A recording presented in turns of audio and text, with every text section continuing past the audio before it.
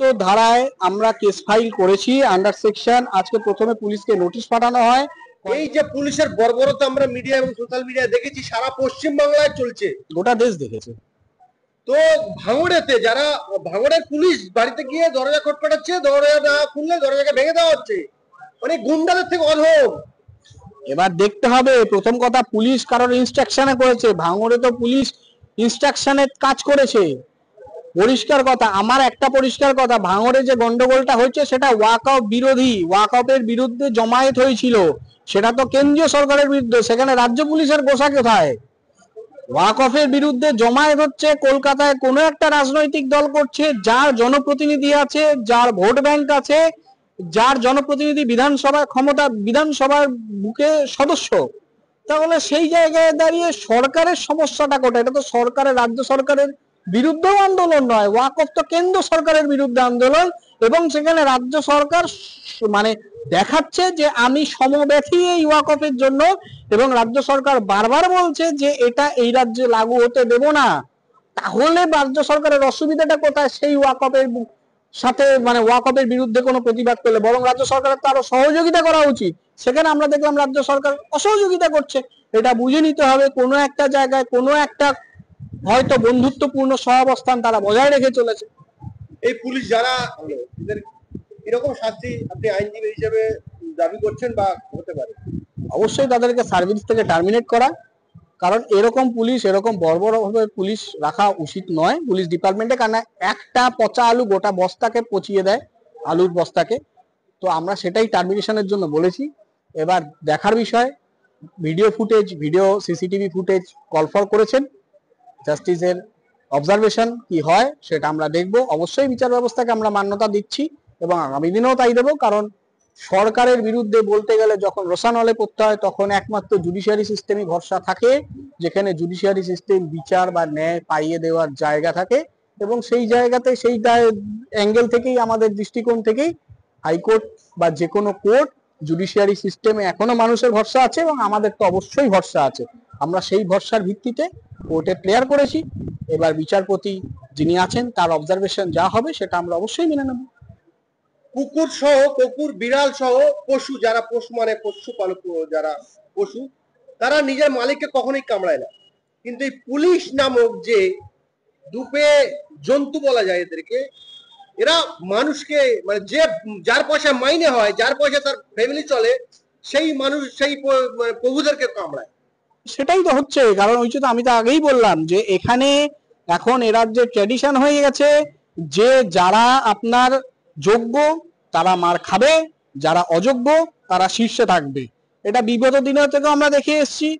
সরকারের বিরুদ্ধে কিছু বলতে গেলে বা সরকারের বিরুদ্ধে কিছু যদি আমার বলার পূর্ণ অধিকার আছে, আমার ভারতের সংবিধান সেই অধিকার দেয়, কিন্তু যখনই আমি সেটা বলতে যাব, গঠনমূলক সমালোচনা করতে যাব, তখনই আমাকে রোষের মুখে পড়তে হবে, না হলে মার খেতে হবে, না হলে জেলের ভাত খেতে হবে।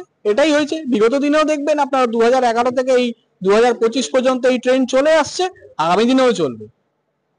এই মামলা আজকে হাইকোর্টে উঠেছিল, আবার নেক্সট কবে উঠবে? নেক্সট এই মামলার শেয়ারিং এর টাইম দিয়েছে, ডেট দিয়েছে সোমবার দিন তাদেরকে, সামনের সোমবার তাদেরকে আসতে হবে। পুলিশ প্রশাসনকে আমার আপনার আপামর জনগণের ট্যাক্সের পয়সা মাইনে দিয়ে রাখা হয় মানুষকে নিরাপত্তা দেওয়ার জন্য, আইন শৃঙ্খলাকে বলবৎ রাখার জন্য। আর সেই পুলিশ প্রশাসন যারা চাকরি পাওয়ার পরে গুন্ডার মতো ব্যবহার করে, মানুষকে লাঠি দিয়ে মারে। আমি আবার বলছি, সব পুলিশ অফিসার সমান নয়, পুলিশের মধ্যেও ভালো অফিসার আছেন যাদের সাথে আমাদের কথা, এবং যারা করেন তারা ওই ধ্বজাধারী হয়, না হলে ওই প্রমোশনের লোভে করে। তারা হয়তো তাদের মানবিকতা, মনুষ্যত্ব ভুলে যায়। তারা পোশাকটা পরেছে আজকে কোন বিদ্যের বলে, কার থেকে বিদ্যে নিয়েছে? নিশ্চয়ই তো বাড়ির বাবা মার থেকে বিদ্যে নেননি, তারা তো কোনো একটা স্কুলের থেকে বিদ্যে নিয়েছেন। তাহলে সেই টিচার গুলোকে মারছেন, তারা টেন্টেডও নয়, মানে তারা আইডেন্টিফাইডও নয়। তাদের সংখ্যাটা 19,000, তাদের সংখ্যাটা 7,000 নয়। 7,000 যে সংখ্যা, যেটা মেয়াদ উত্তীর্ণ হওয়ার পরে অ্যাপয়েন্টেড হয়েছিল, যেটা সুপ্রিম কোর্টের রায়ের ভিত্তিতে বলা হয়েছিল টোটাল প্যানেল বাতিল, কিন্তু 19,000-এর মধ্যেই তারা ছিলেন যারা যোগ্য, যারা মেয়াদ উত্তীর্ণ হওয়ার আগে অ্যাপয়েন্টমেন্ট পেয়েছিলেন, তারাই ডিআই কে ডেপুটেশন দিতে গেছিলেন। তাদেরকেই মারা হচ্ছে, মানে শিক্ষককেও মারা হচ্ছে। এটা প্রশাসনের সর্বোচ্চ স্তরের থেকে সিগন্যাল না থাকলে এত বড় ঘটনা ঘটানোর সাহস পুলিশের থাকতে পারে না, আর হয়ও না।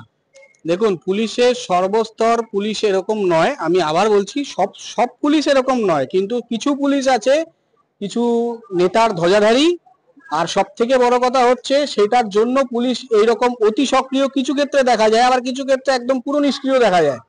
যার ভিত্তিতে কসবা কাণ্ডে গত 8/4/2025 ইন অ্যান্ড অ্যারাউন্ড টাইম 11:30 থেকে 12টার মধ্যে একটা পিসফুল ডেমনস্ট্রেশন শুধুমাত্র ডেপুটেশন দেওয়ার জন্য কিছু শিক্ষক, যারা কিনা যোগ্য 2016 এসএসসির প্যানেলে যোগ্য চাকরি প্রার্থী, যাদের চাকরি সুপ্রিম কোর্টে চলে গেছে, সুপ্রিম কোর্টের রায়ের ভিত্তিতে রাজ্য সরকারের উদাসীনতার জন্য, রাজ্য সরকারের বদমাইশির জন্য, সেগ্রিগেশন লিস্ট না দেওয়ার জন্য, তাদেরকে অকথ্যভাবে লাঠিচার্জ, ব্রুটালি এবং লাথি মারা, যাকে কিক করা হয়, এবং পুশব্যাক করা, যেই সমস্ত ধারায় আমরা কেস ফাইল করেছি আন্ডার সেকশন। আজকে প্রথমে পুলিশকে নোটিশ পাঠানো হয়, কসবা পিএসএ পুলিশ কোনো রকম স্টেপ নেয় না, যার ভিত্তিতে under section 320, under section 323, under section 100 of BNSS অ্যাক্টে এটা হচ্ছে লিগ্যাল নোটিশ, যার ভিত্তিতে পুলিশ কোনো রেসপন্স করেনি। এটা হচ্ছে ন্যাশনাল হিউম্যান রাইটস কমিশনে কমপ্লেন করা হয়েছে, যার কমপ্লেন কপি, আর এটা হচ্ছে যে মামলা হয় সেই মামলার কপি। জাস্টিস চিত্তাঙ্কর ঘোষের আন্ডারে যে মামলা করা হয় তার মামলার কপি হচ্ছে এটা।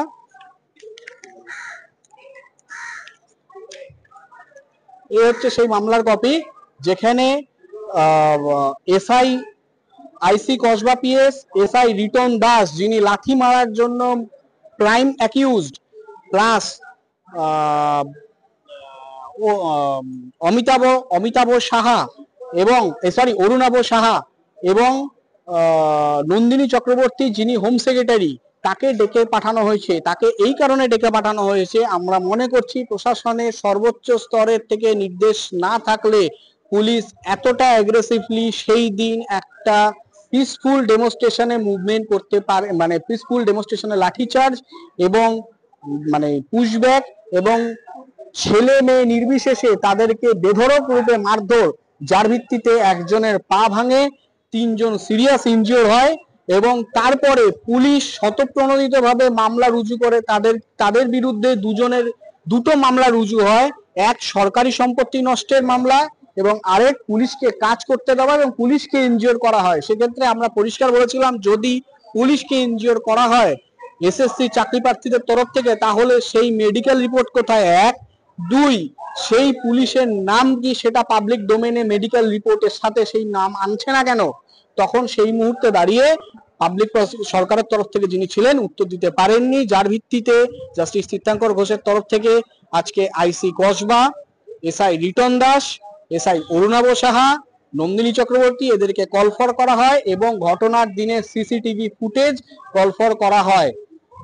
আমরা এটা পরিষ্কার বলে দিচ্ছি, এর সাথে কিছু পুলিশ এবং প্রশাসনের সর্বোচ্চ স্তরের লোক জড়িত, দুর্নীতিকে ধামাচাপা